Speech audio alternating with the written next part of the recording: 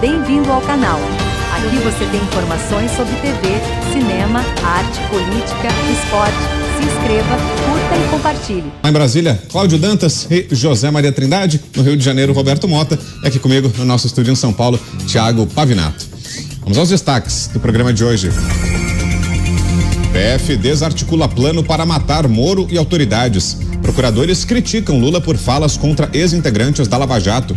E a oposição quer o impeachment do presidente da República. Isso e muito mais agora, aqui em Os Pingos nos Is. Opinião. Hora de colocar os pingos nos is. A Polícia Federal deflagrou na manhã desta quarta-feira uma operação contra membros do PCC que tinha planos de matar servidores públicos e autoridades como o senador Sérgio Moro. Ao todo foram cumpridos 24 mandados de busca e apreensão e 11 de prisão. Em nota, a PF informou que os ataques poderiam ocorrer de forma simultânea e os principais investigados se encontravam nos estados de Rondônia, Mato Grosso do Sul, São Paulo e Paraná. Os planos da facção criminosa envolviam homicídios e extorsão mediante sequestro em pelo menos 5 unidades da federação. De acordo com informações preliminares da polícia, os criminosos alugaram chácaras, casas e até um escritório ao lado de endereços de Moro. Em um desses locais, um esconderijo em uma parede falsa foi descoberta. A família do senador também estaria sendo monitorada por meses. Os ataques contra autoridades inicialmente são vistos como uma tentativa de retaliação à remoção de 22 lideranças do PCC para o sistema penitenciário federal, que ocorreu em 2019. Segundo o Ministério Público, o ex-juiz e ex-ministro Sérgio Moro desagradou a facção por acabar com as visitas íntimas nos presídios federais, ainda quando estava à frente da pasta da Justiça. Vamos a Brasília. José Maria Trindade, sua análise, Zé, sobre essa operação de hoje. Salve, Zé, boa noite. Olha, surpreendeu aqui, viu, e assustou até políticos que são aliados aí do presidente Lula. Muito boa noite, meu caro Vitor.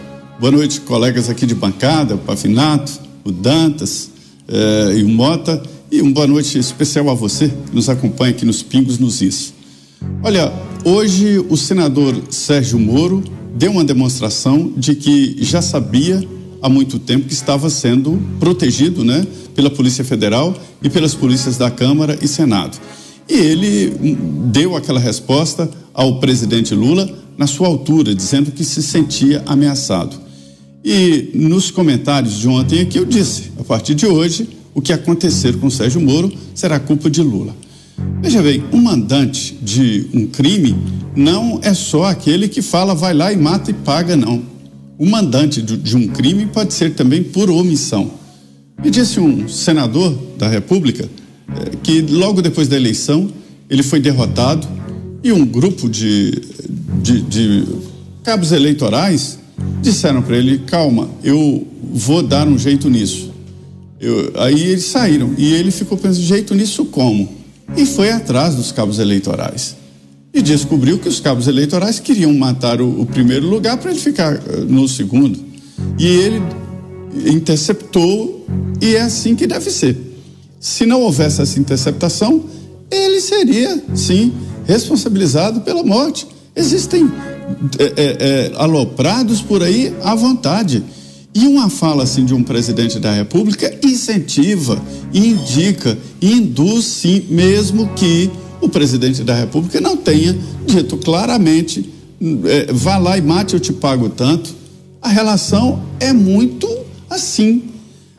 Eu sou convencido de que o presidente Jair Bolsonaro só tomou aquela facada porque os discursos de ódio indicavam que ele odiava gays, que ele não gostava de mulheres, que ele era um atazanado que poderia chegar, naquela época ainda era eleição à presidência da República, que era perigoso, e criou essa história, o discurso criou um monstro na cabeça de pessoas fracas. E o que aconteceu? A facada. Então, entendo que a responsabilidade de uma autoridade é muito maior. Hoje o ministro da Justiça disse que é mau caratismo falar em política sobre esses atentados, mostrando que já estavam sendo investigados há mais tempo. Se o Moro sabia, se o presidente da Câmara sabia, se o presidente do Senado sabia, se o ministro da Justiça sabia, quando falou, Lula sabia que esse plano já estava em andamento. Ele já sabia, ou deveria saber. ou ele não tem comunidade de informação. Tanta gente sabendo assim, Lula não sabia que havia essa facção criminosa querendo matar algumas autoridades, inclusive Sérgio Moro. Veja bem, a organização criminosa no Brasil cresceu e tem tentáculos, né? Políticos, em algumas cidades e vereadores, deputados estaduais e deputados federais. Eu não sei quem são, mas certamente terão representantes. Fiquei sabendo aqui, inclusive, que algumas organizações financiam formação de advogados para trabalhar exatamente para a organização. Quando assumi o Ministério da Segurança Pública, Raul Jungmann me traçou um quadro do perigo que assolava o Brasil. Ou as organizações criminosas são debeladas ou elas dominarão o Brasil, disse naquela época o Raul Jungmann, ministro da Segurança Pública, e ele tinha razão. Por isso que na época o governo fez um grande trabalho exatamente nas penitenciárias. E logo depois o próprio Sérgio Moro fez isso. Ele, no governo do ex-presidente Jair Bolsonaro, transferiu lideranças perigosas, articuladas, fez uma modificação e tentou o difícil caminho de dominar os presídios brasileiros. Portanto, essa operação de hoje da Polícia Federal assustou muita gente aqui e haverá reação do Congresso, viu? Através de leis ou mesmo a possibilidade de uma CPI para investigar quem comanda essas organizações criminosas. Já houve algo parecido aqui. Olha, foi justamente no Congresso a resposta do senador Sérgio Moro a essa operação de hoje. Moro fez um discurso no plenário do Senado, reagiu aos planos do PCC para matá-lo e afirmou que nem ele, nem o Congresso podem se render.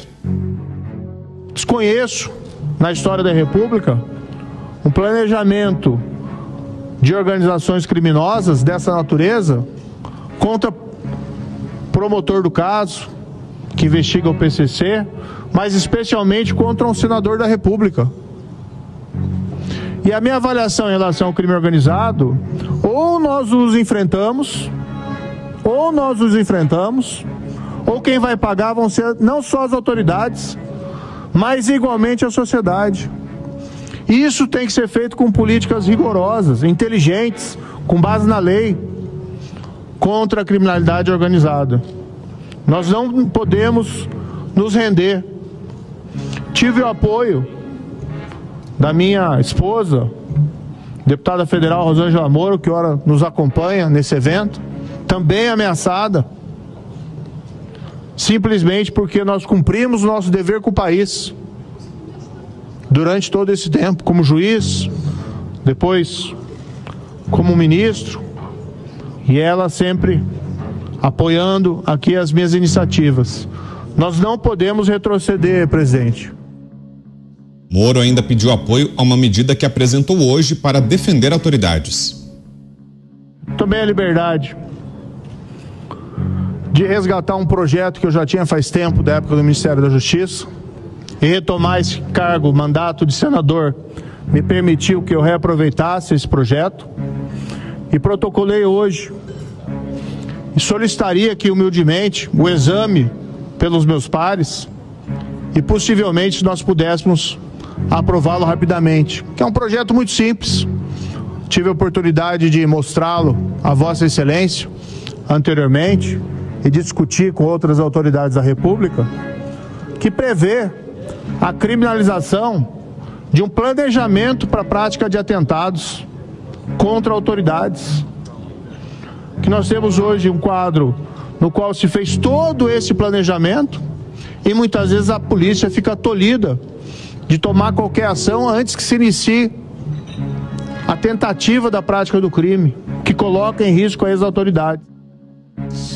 Sua análise agora, Cláudio Dantas, que achou da resposta dessa proposta apresentada pelo senador na esteira da operação de hoje. Dantas, boa noite. Boa noite, Brown, boa noite, Mota, boa noite, Trindade e Pavinato, e boa noite à nossa audiência, sempre impecável aí, participando e nos acompanhando todo dia. Olha, a reação do Moro foi serena, mas dura e construtiva. Eu acho que o projeto, ele traz o debate um tema absolutamente necessário. A gente ouve, de fato, né, de muitos investigadores, o pessoal do Ministério Público, o pessoal da Polícia Federal, essa dificuldade de você conseguir fazer um enquadramento de um crime quando ele está no seu planejamento. E, nesse caso, crimes contra autoridades, né? A gente tem aí crimes graves, sequestro, assassinato, coisas que podem acontecer com qualquer um. Não importa o partido. Veja, nós tivemos no ano passado situações em que a própria polícia descobriu criminosos tentando armar aí atentado para criar confusão, para obter algum tipo de reação institucional, né? Tivemos lá o sujeito que plantou supostamente ali uma bomba num carro, num caminhão tanque, né? Essa bomba, inclusive, a gente tem que ter acesso ao laudo pericial. Até hoje não saiu nada desse laudo pericial. Mas, enfim, a proposta do Moro eu acho que é construtiva, naturalmente ela tem de ser submetida ao debate, mas esse episódio de hoje, ele é um divisor de águas neste discurso. Eu estava conversando sobre isso mais cedo lá no plenário com o Deltan Dallagnol. Você vinha, desde que começaram a massacrar a Lava Jato, a destruir a herança da Lava Jato, os avanços institucionais promovidos pela Lava Jato, desde que isso o sistema se voltou contra os operadores da Lava Jato, os investigadores, especialmente aqueles mais conhecidos, mais famosos, desde que as investigações começaram a ser destruídas, as provas anuladas, as sentenças também anuladas pelo Supremo e por aí vai.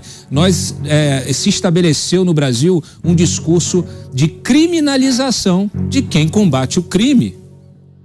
E isso, naturalmente, anima a criminalidade, empolga os verdadeiros ou aqueles criminosos que atuam de forma mais direta e mais objetiva. É o que está acontecendo. Eu chamo a atenção para essa investigação porque ela começou, os indícios desse plano surgiram ainda na eleição, em outubro. Então significa que nós tínhamos um crime que estava sendo planejado contra o Sérgio Moro, candidato, um crime com objetivo político. Thiago Pavinato, suas impressões sobre esse caso. Pavi, boa noite. Boa noite, audiência, Mota, Dantas, Trindade, Brown. Meus queridos amigos, os alvos não deixaram de ser alvos, eles continuam alvos porque o PCC não deixou de existir, apenas algumas pessoas foram presas. Portanto, Sérgio Moro carrega esse peso nas costas e continuará carregando. Acho interessante que o post que Flávio Dino, ministro da Justiça e Segurança Pública, fez sobre o caso hoje de manhã, não tenha mencionado o nome do Sérgio Moro. Ele falou contra um senador da República. E isso causa um incômodo bastante grande, porque no dia anterior, Lula disse o que disse a respeito desse, como muito bem observou Trindade ontem aqui nos Pingos dos Is, qualquer coisa que aconteça com o Moro a partir de agora recai em suspeita sobre Lula. E a gente nem fazia ideia que isso fosse acontecer no dia de hoje. Logo, eu não acredito que isso tenha correlação com Lula, de fato, porque isso tem relação com o fato de que Moro tirou o Marcola de uma penitenciária, mandou para uma super penitenciária sem direito sequer à visita íntima. E isso, claro, irritou o PCC. Foi uma coincidência infeliz esta fala de Lula, eu prefiro encarar assim. Tem as suas responsabilidades, mas quanto ao caso de hoje, foi uma coincidência infeliz. Infelizmente, ele também deve ser ouvido. Afinal de contas, a partir de ontem, tudo que acontece com o Moro passa a recair em suspeitas sobre ele. Eu vi a entrevista do Lincoln Gakia, que é o promotor, que também é um alvo do PCC, e fiquei bastante interessado com o relato dele. O Gakia, ele é promotor aqui em São Paulo, ele luta contra o narcotráfico, é um promotor exemplar, aliás, é um exemplo para toda a categoria de funcionários públicos concursados nesse país, que servem à justiça e ao Ministério Público. O Gakia há anos tem a sua família, seus filhos, sua mulher cercados por seguranças. Eles não conseguem ir à padaria de manhã comprar um jornal sem uma equipe de seguranças, e ele mesmo assim, com ofertas para ir para o exterior, para sair dessa circunstância, continua lutando contra o narcotráfico. E isso inspira, e isso também revolta quando nós vemos que O ministro da Segurança Pública, porque a Segurança Pública é formada por policiais, secretários de Segurança Pública, por promotores e pelo ministro da Segurança Pública, que é o Flávio Dino. Como é que um tem que viver cercado de segurança e o outro diz que segurança é preconceito? São coisas que não cabem numa cabeça que pensa. Não dá para quem combate o narcotráfico ficar sem segurança. Não é preconceito do povo. E por fim, quanto à fala do Moro de criminalizar tentativa, o planejamento de crime contra a autoridade pública. Projeto besta. Claro, saiu ali no calor do momento. Mas é um projeto imbecil. É mais uma lei sem serventia no país. Ora, criminalizar o planejamento contra a autoridade, por quê? Você não merecemos a mesma proteção do Estado? A Constituição brasileira, ela prega que nós não devemos tolerar discriminação. Então eu não posso discriminar a autoridade do cidadão comum. Então, se é para o planejamento ser criminalizado, tem que ser para todos. E por fim, se Moro quiser se proteger desses planejamentos, isso já tem na lei do terrorismo. É só especificar que a morte de um senador, de uma autoridade pública para abalar a União, ela é uma hipótese e a lei de terrorismo já pune o planejamento.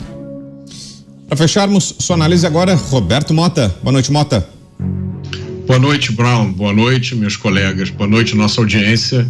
O problema do Brasil é a impunidade. Para enfrentar o crime, basta atacar a impunidade. Não é necessário criar leis novas, não são necessários novos projetos, basta a determinação do Estado e da sociedade de realmente punir quem comete crimes, deixando de lado a ideologia nefasta que diz que o criminoso é uma pobre vítima da sociedade.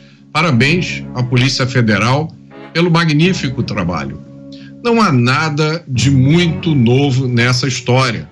O PCC está sempre monitorando a vida e a rotina de autoridades. Lembrem-se, eles têm organização e poder de fogo para isso.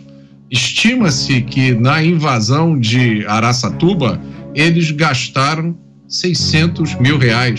Foi uma invasão que imobilizou um pequeno exército que tomou de assalto uma cidade. Portanto, eles têm tudo que é necessário para organizar assassinatos e sequestros. Aliás, o Brasil começou a acordar para o perigo que essa facção representa justamente depois do assassinato do juiz corregedor dos presídios de Presidente Prudente, Antônio José Machado Dias, que foi morto a tiros em março de 2003. Ali na região de Presidente Prudente estão concentrados 17 presídios de segurança máxima. Parece que a família do ex-juiz e senador Sérgio Moro estava sendo monitorada já desde janeiro por integrantes do PCC. Um dos outros alvos era o promotor de justiça Lincoln Gaquia. O promotor Gaquia é um herói nacional. Por ter investigado a facção, ele vive há mais de 10 anos sob escolta policial 24 horas por dia. É preciso que todos se lembrem disso, se lembrem de toda essa história quando escutarem de novo a defesa da legalização das drogas. Lembrem-se disso. Um dos efeitos imediatos da legalização das drogas é a soltura de todos esses criminosos. Você queria complementar, Dantas? Diga lá. Queria sim. Eu queria chamar a atenção para essa transcrição de uma conversa do Marcola com a esposa. Isso foi uma interceptação feita pela Polícia Federal no âmbito de uma investigação, a produção vai colocar na tela, em que os dois conversam sobre as condições na carceragem lá em Porto Velho. Isso chamando a atenção justamente para o envio do Marcola de Brasília para Porto Velho. Primeiro ele saiu de São Paulo, ainda Moro ministro, saiu de São Paulo, veio para Brasília, para Papuda aqui, regime também de segurança máxima aqui, RDD. E depois foi transferido para Porto Velho, porque havia um plano de fuga que foi descoberto aqui em Brasília. E lá em Porto Velho, então, ele reclama das condições, né? A Cíntia pergunta, tá pior? Aí ele, aqui tá pior, tô sendo oprimido de verdade aqui. Aí ela pergunta, então, você vai ficar aí provavelmente até a eleição, trocou o governo, você volta. Por quê? Quem te transferiu fazia parte do governador lá. Aí o ministro da Justiça saiu, entrou ele, enfim, a conversa vai. Aí ele fala, entendi. Aí ela reafirma essa coisa de passando as eleições, volta para Brasília. E aí ela pergunta, ficou pior então? Aí o Marcola relata, os caras tiraram todo mundo do pavilhão e deixaram só eu, sozinho. Eu tô sozinho, entendeu? Eu não tô em RDD, eu tô no pavilhão normal sozinho. Tiraram 50 caras e deixaram sozinho, entendeu? É isso. Aí isso mostra o seguinte, mostra a situação que naturalmente desagrada esses líderes de facção que estão acostumados a serem muito bem tratados, né, em diversos locais. Quando ele vai para um regime diferenciado desse, ele sofre, ele se sente oprimido de verdade. E aí vem essa reação. Vem a reação como a que a gente viu, né, hoje aí com essa operação, com o plano, né, que foi desbaratado por essa operação, e reação também como a que a gente está vendo no Rio Grande do Norte. Não é diferente, tá? Isso também tem a ver com um regime de visitas, restrição a visitas íntimas, etc e tal. Por quê? Porque esses criminosos querem cada vez mais direitos, regalias dentro do regime prisional. Se você quer direito igual um cidadão, você não pode cometer o crime. Você só vai para dentro do presídio porque você precisa ser afastado da sociedade, porque você violou as leis. Então não adianta você querer estabelecer esse tipo de similaridade. Agora, o que me chama a atenção é o seguinte, nós temos diversas associações, movimentos para defender esses direitos, né? E não vi ninguém se manifestar em solidariedade aí ao juiz. Cadê as associações de magistrados? Não tem aí uma tal de associação de juízes pela democracia? Cadê ninguém? Silêncio absoluto. Isso é vergonhoso. Na verdade, esse tipo de silêncio é ensurdecedor. E aí você vê uma política como a Gleisi, presidente do PT, que é o partido da situação, o partido do governo, tentando relativizar, tentando politizar a situação. Relativizar isso é também um crime, né? Então, assim, é importante a gente ficar atento a isso. Eu estou vendo ali a mobilização na Câmara e no Senado e já tem gente falando em CPI do PCC, CPI, toda hora é CPI. Gente, nós temos instrumentos também disponíveis, legislativos disponíveis para se apurar esse tipo de coisa. Por que não pedem acesso a essas investigações para entender exatamente por que o Marcola voltou para Brasília? O Flávio Dino, ministro, disse, quando trouxe ele de volta, sem avisar ninguém, trouxe num dia, estava no outro, já estava aqui, ele, a gente descobriu um outro plano de fuga dele em Porto Velho, nunca apresentou oficialmente essas informações. Esse inquérito que corre em sigilo em relação a essa operação, a esse planejamento para a morte do Moro, também está em sigilo absoluto. As prisões que foram feitas hoje permanecem em sigilo, a gente não sabe nem quem são esses criminosos. Então, tem muita coisa que precisa ser esclarecida. O Congresso precisa realmente atuar, promover um debate e entender que esse tipo de situação não pode se repetir. Deixa eu voltar com você, Zé. Você tinha falado primeiro, você acabou não falando sobre o discurso que a gente mostrou na sequência do senador Sérgio Moro hoje na tribuna do Congresso. O que achou da reação dele e dessa proposta que ele apresentou como Pavinato? Você acha desnecessária? Pois é, olha, o discurso do Sérgio Moro foi levado a sério lá no Senado Federal, inclusive a mulher dele estava lá e todos os políticos, né? E eu concordo com o Pavinato. Eu te confesso que trabalhando que eu descobri que planejar crimes não é crime.